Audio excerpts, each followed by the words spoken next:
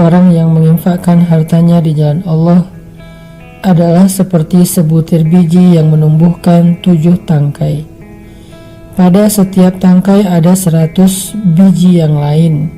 Allah melipat gandakan bagi siapa yang Dia kehendaki, dan Allah Maha Luas lagi Maha Mengetahui. Shadaqallahul adzim. Assalamualaikum warahmatullahi wabarakatuh. Teman-teman sekalian, sore ini saya pengen ngajak kita untuk belajar gimana cara sedekah yang bisa menghilangkan sifat kikir. Karena salah satu di antara tujuan dari ibadah sedekah itu adalah wa may yuqashuha nafsih, menghilangkan sifat kikir. Yuqashuha nafsih, menghilangkan rasa enggan di dalam hatinya untuk memberi, menghilangkan rasa cinta terhadap dunia sehingga dia gak rela kehilangan dunia. Itu adalah inti dari sedekah. Selain memang ada kasih sayang di dalam sedekah, ada belajar kepedulian di dalam sedekah, silaturahim juga ada di dalam sedekah. Tapi di antara sekian banyak goals dari sedekah, salah satunya adalah menghilangkan sifat kikir. Gimana sih caranya sedekah yang bisa menghilangkan sifat kikir? Bagaimana Al-Quran mengajarkan kita tentang sedekah supaya kita merasa bahwa memberi itu lebih baik dan lebih utama daripada menyimpan. Walaupun bukan berarti semuanya diberikan dan tidak ada yang disisain, enggak juga. Tetapi kita tetap merasa bahwa memberi lebih baik daripada menyimpan. Menolong lebih baik daripada diam. Menyenangkan hati orang lain lebih baik daripada memuaskan hawa nafsu kita tentang urusan dunia. Ini adalah salah satu di antara tujuan bersedekah. Makanya di bulan Ramadan sendiri kita diajarkan sedekah dengan memberi makan orang yang berbuka puasa. Dan ini sebetulnya kalau kita baca sejarah Nabi, memberi makan orang yang berbuka itu, kalau kita baca sejarah sahabat, bukan dari harta yang lebih saja, tapi kadang bahkan dari jatah berbuka kita. Makanya dalam tahapan-tahapan bersedekah itu ada 3 nih. Pertama, bersedekah dengan apa yang lebih. Allah berfirman, yas'alunaka madza yunfikun qulil 'af. Mereka bertanya apa yang mereka infakkan, katakan infakkanlah yang lebih. Ini adalah sedekah level 1, di mana kita bersedekah karena ada kelebihan harta. Dan itu juga ada ayatnya yang tadi saya bacakan, yas'alunaka madza yunfikun qulil 'af. Mereka bertanya apa yang harus kami infakkan, baik itu zakat atau sedekah yang lebih. Level kedua dari sedekah itu adalah memberikan apa yang kita sukai. Allah berfirman di dalam surat Ali Imran, lan tanalul birra hatta tunfiqu mimma tuhibbun. Tidak sempurna kebaikan kalian atau sedekah kalian sampai kalian menginfakkan, memberikan apa yang kalian cintai. Dan level yang paling tinggi adalah memberikan apa yang kita sangat butuhkan. Allah berfirman juga tentang kaum Ansar, wa yu'thiruna ala anfusihim walau kana bihim khasasah. Mereka mendahulukan orang muhajirin daripada diri mereka sendiri walaupun mereka juga butuh. Mari kita dengarkan kisah-kisah dari 3 contoh sedekah ini. Pertama, sedekah dari harta yang lebih. Sedekah dari harta yang lebih kita bisa mendengar dari kisahnya Utsman bin Affan radhiyallahu an yang luar biasa. Ketika beliau bersedekah angkanya bisa miliaran. Begitu juga sedekahnya Abdurrahman bin Auf, sedekahnya Sa'ad bin Mu'az, sedekahnya Sa'ad bin Abi Waqqas. Mereka memberikan kelebihan-kelebihan harta mereka. Dan ini adalah sesuatu yang baik dan tidak tercela karena memiliki kelebihan harta. Kemudian kalau kita baca kisah sedekah dengan apa yang kita cintai. Nah, ketika ayat ini turun, surat Ali Imran juz 4 pertama di atas, lan tanalul birra hatta tunfiqu mimma tuhibbun. Nabi membacakan ayat ini kepada para sahabat. Kata Nabi, tidak sempurna sedekah kalian sampai kalian memberikan apa yang kalian cintai. Sahabat mendengar ayat ini dibacakan oleh Nabi, langsung pada pulang, pamit, pulang. Tiba-tiba mereka berdatangan lagi dengan membawa harta yang mereka cintai. Ada yang membawa onta sebagai kendaraan favoritnya. Onta itu kalau sekarang mungkin kendaraan yang harganya sekitar 2 miliar. Karena ini onta perang, bukan onta biasa yang disembelih yang harganya 40 juta.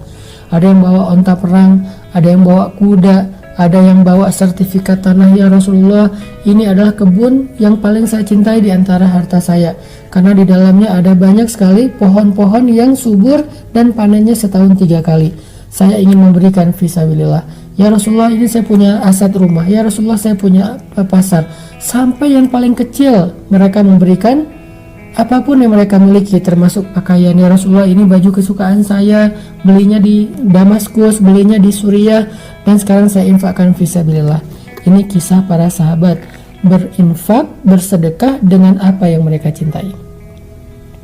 Kalau yang ketiga, ini yang paling menarik, adalah bersedekah dengan apa yang mereka butuhkan. Salah satu contohnya adalah kisah seorang sahabat Ansor yang suatu malam dia sedang duduk bersama dengan Nabi. Tiba-tiba datang seorang laki-laki muhajirin mengatakan, "Ya Rasulullah, saya baru datang berhijrah, saya belum makan, saya nggak tahu tinggal di mana." Kemudian tiba-tiba Nabi berdiri, "Adakah di antara kalian yang mau menjamu saudara kalian di rumahnya malam ini?" Tiba-tiba seorang laki-laki Ansor berdiri mengatakan, "Ana ya Rasulullah, saya ya Rasulullah yang akan menjamu saudara saya itu."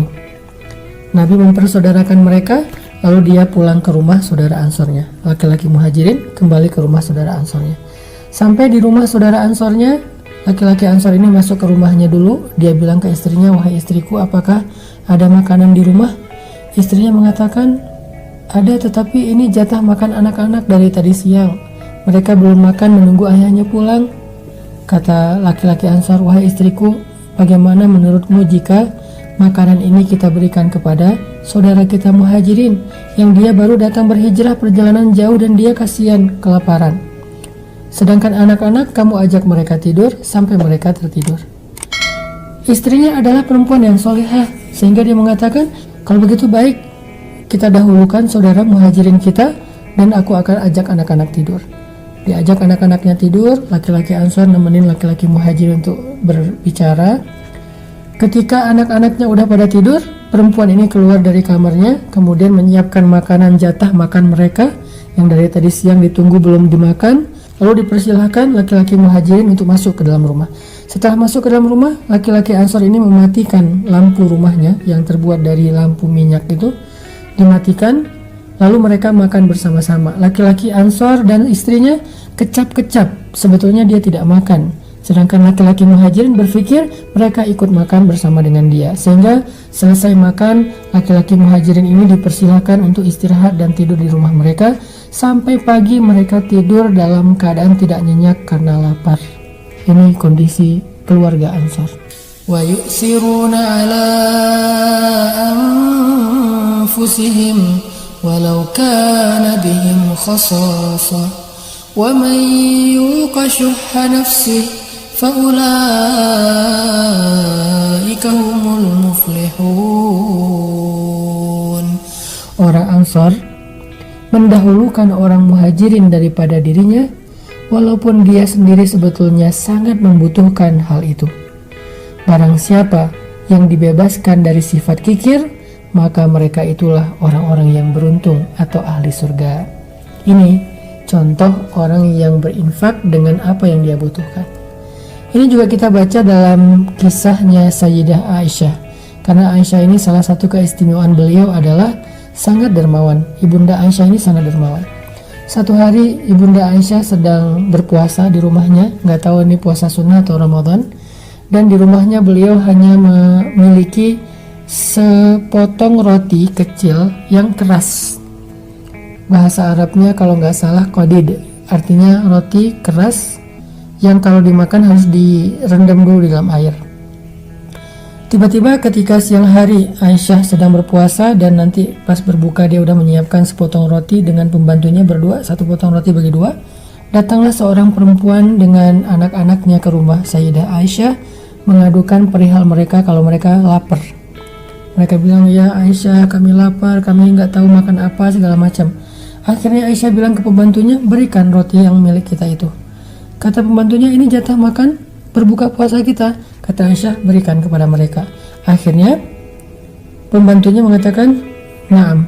Dia memberikan kepada pengemis tadi roti jatah mereka berbuka puasa. Lalu dia merasa bersedih karena dia nggak tahu nanti buka puasa makan apa kecuali hanya minum air putih. Tapi ada keajaiban yang terjadi. Menjelang waktu berbuka, tiba-tiba ada sahabat yang datang ke rumah Aisyah memberikan hadiah makanan, nasi yang di dalamnya ada kaki kambing panggang, udah lengkap satu porsi. Sehingga kemudian Aisyah memanggil pembantunya, dia panggil ke sini, dia bilang, makanlah karena ini lebih baik daripada roti yang tadi engkau berikan kepada orang miskin. Ini menjadi pelajaran penting buat kita bagaimana seorang Sayyidah Aisyah rela memberikan jatah makan berbuka puasanya cuman satu-satunya, dan Aisyah sahur hanya dengan air putih dan dia menyimpan roti itu untuk berbuka, tapi dia berikan kepada orang yang lebih membutuhkan. Padahal Aisyah juga membutuhkan roti tersebut dan dia nggak pernah menyangka kalau nanti sore akan mendapatkan makanan yang lebih baik daripada apa yang sudah dia berikan. Dan lagi pula Nabi SAW bersabda, demi Allah tidak akan berkurang harta karena sedekah. Dan Aisyah membuktikannya, nggak berkurang jatah makan kita karena sedekah. Atau dalam riwayat yang lain Nabi mengatakan, demi Allah nggak akan bertemu sedekah dan musibah di hari yang sama. Jadi kalau kita pengen terhindar dari suatu musibah, sedekahlah. Hari itu nggak akan terjadi musibah. Karena Nabi bersumpah tidak akan ketemu musibah dan sedekah di hari yang sama. Mudah-mudahan kita termasuk orang yang bisa bersedekah dengan harta kita yang lebih, dengan harta yang kita cintai, bahkan dengan sesuatu yang paling kita butuhkan. Sehingga Allah Subhanahu wa Ta'ala akan melipat gandakan pahala dan kebaikan untuk kita, karena Nabi mengatakan demi Allah gak akan berkurang harta karena sedekah. Dan mudah-mudahan kita juga akan terhindar dari berbagai macam keburukan di hari saat kita bersedekah, memberi makan orang berbuka puasa. Kenapa? Karena kata Nabi tidak akan bertemu sedekah dan musibah di hari yang sama. Barakallahu fikum.